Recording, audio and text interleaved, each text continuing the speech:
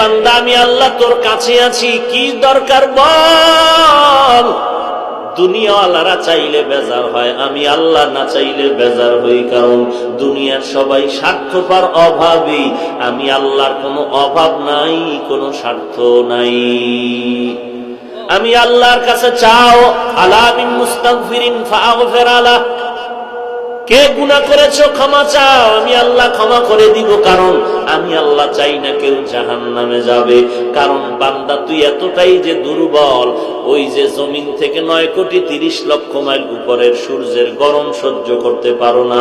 এই সূর্যটা হাসরের ময়দানে যদি মাথার উপরে চলে আসে, সহ্য করতে পারবি না। আমি আল্লাহর কাছে তওবা কর, দরজাটা খুলে রাখছি।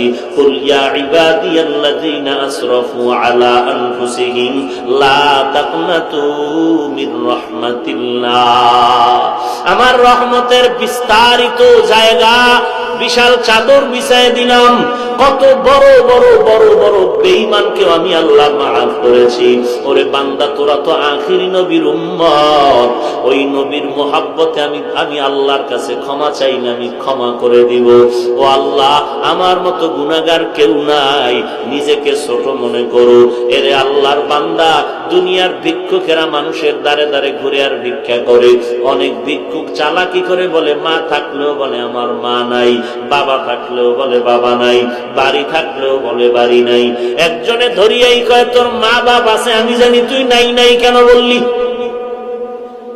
ভিক্ষুক বলে ভাই কথাটা ফ্লাশ করো না, কারণ আমি জানি মালিকের দরওয়াজায় দাঁড়াইয়া নাই নাই নাই যত বেশি বলা যাবে মালিকের দিলটা নরম হবে। আল্লাহ বলেন ও দুনিয়ার মানুষ, আজকে তোরে বাড়ির মালিক, গাড়ির মালিক, সন্তানের মালিক বানায় দিলাম। আসলে এগুলো কিচ্ছু তোরে স্থায়ী না। আমি মাওলার দরবারে যদি বিনয়ের সাথে বলো আল্লাহ, আমার বাড়ি, আমার ঘর, আমার টাকা, আমার ছেলে, আমার মেয়ে, আমার গাড়ি, আমার সব আসলে আমার কিছুই না। আমার টাকা নাই, বাড়ি নাই, ঘর নাই, এমনকি আমার মরণের পরে কবরের জায়গাটাও আমার না। আমার বাড়ি বাড়ি যা বললাম, আমার মরণের পরে আমার গায়ের জামাটা ছেলে খুলে রাখবে, বেলেট দিয়ে কেটে রাখবে, বৃষ্টির মাঝে আমার লাশটা রাস্তায় ফালায় রাখবে, দরজা আটকায় রাখবে, বাঁশবাগানে আমার লাশটা ফেলে দিবে। একদিন দুদিন কান্নার পরে আর খবর নিবে না, বরং মরণের পরে জানাজার আগেই মনের মধ্যে জায়গা বাড়িঘর ভাগ করার পরিকল্পনা শুরু হয়ে যাবে। ওই কবরে আমাকে একা ফালায় রাখবে, 3টা সাদা কাপড়ের আমাকে বাসিন্দা বানায়, আর কেউ কবরে খবর নিবে না। আল্লাহর নবী বলেন ওই কবরে খবর নেওয়ার জন্য 4টা বন্ধু তুমি সঙ্গে নিতে পারো। ক্বালান নবিয়্যু সাল্লাল্লাহু আলাইহি ওয়া আলিহি ওয়াসাল্লাম, إذا وزع الميت في قبره جاء القرآن عند رأسي والصلاة عن يميني والصيام عن شمالي وسائر الحسنات عند رجلي। আল্লাহর নবী বলেন উম্মতের দল অন্ধকার কবরে রেখে যাওয়ার পর 2জন ফেরেশতা আসবে প্রশ্ন করার জন্য। মাথার কিনারায় যখন আসবে 4টা বন্ধু চারদিক দিয়া দাঁড়ায় যাবে আর বলবে প্রশ্ন করার জন্য ফেরেশতারা আসবি না, আরামে ঘুমাইছে, বান্দাকে আরামে ঘুমাইতে দাও, দুনিয়াতে ঘুমাইতে পারে নাই। মাথার কিনারার থেকে বলবে কে আমাদের নিষেধ করলা? জবাব দিয়া বলবে আমি হলাম এই মাইয়েতের বন্ধু কোরআনুল কারীম। ফেরেশতারা ডান পার্শ্বে যাবে, আসবা না, কে নিষেধ করলা? বলবে আমি তার আপন বন্ধু নামাজ। ফেরেশতারা বাম কিনারায় যাবে, বলবে আসবা না, কে নিষেধ করলা? বলে আমরা তার বন্ধু রোজা। পায়ের কিনারায় যাবে, বলবে আসবা না, কে নিষেধ করলা? বলে বান্দার যাবতীয় নেক আমল, দস্তারখানের আমল, মেসওয়াকের আমল, টুপির আমল, দাড়ির আমল। কতক্ষণ তোমরা থাকবা? বলে আমাদের এই মাইয়াতকে জান্নাতে ঢুকায়া দেওয়া পর্যন্ত থাকবো। এরে নবীর উম্মত, আর এই 4 বন্ধু যদি তোমার সাথে না নিয়ে যাও, ফেরেশতা প্রশ্ন করবে, রবের পরিচয় দাও, মার রব্বুক ওমা দীনুক, ধর্মের পরিচয় দাও, রাহমাতুল লিল আলামিনের পরিচয় দাও। তুমি তো ধর্ম কি জিনিস জানতাই না, ধর্ম কাকে বলে তাও ভালো করে চেনো না। স্লোগানে তালে তালে তাল মিলায় বলো, ধর্ম যার যার উৎসব সবার। তোমার নিজের যে একটা নিজস্ব ধর্ম আছে তার খবরই নাই। তোমার যে একজন আল্লাহ আছে সে আল্লাহর সাথে কোনো সম্পর্ক নাই। তোমার যে রহমাতুল লিল আলামিন আছে সেই ব্যাপারে তোমার খবর নাই।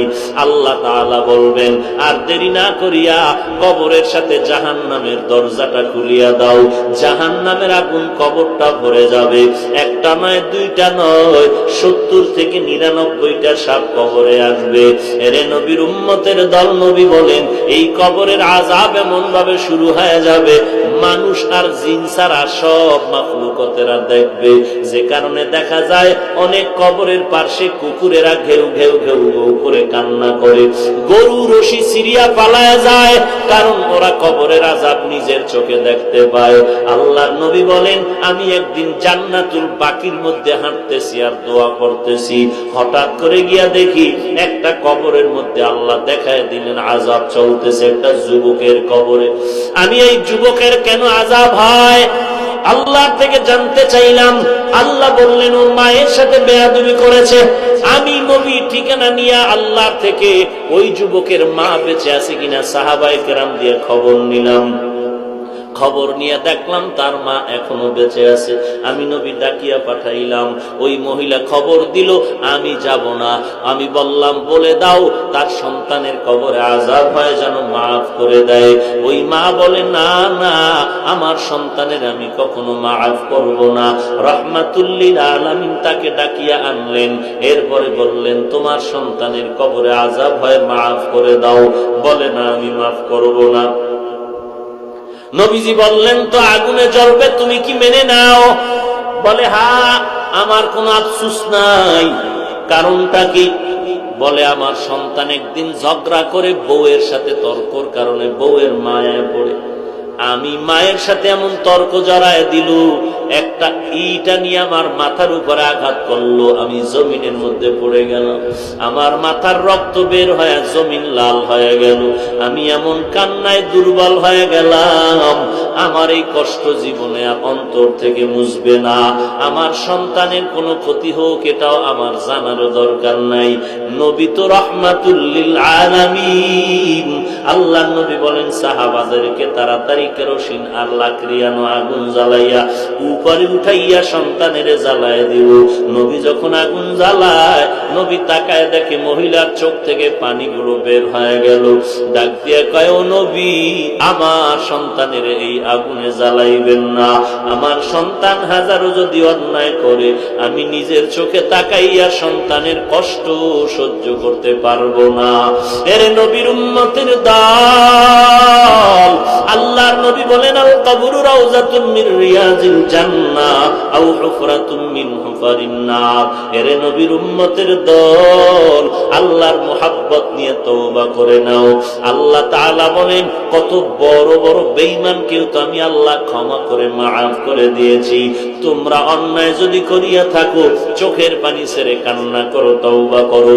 আল্লাহর নবী বলেন, গাভীর ওলান থেকে দুধ বের করে ভেতরে যেমন ঢুকানো আর সম্ভব না, যারা আল্লাহর মুহাব্বতে তওবার নিয়তে গুনার ভয়ে চোখের পানি ছেড়ে কানবে, ওই বান্দাকে আর জাহান্নামে দেওয়াও সম্ভব হবে না।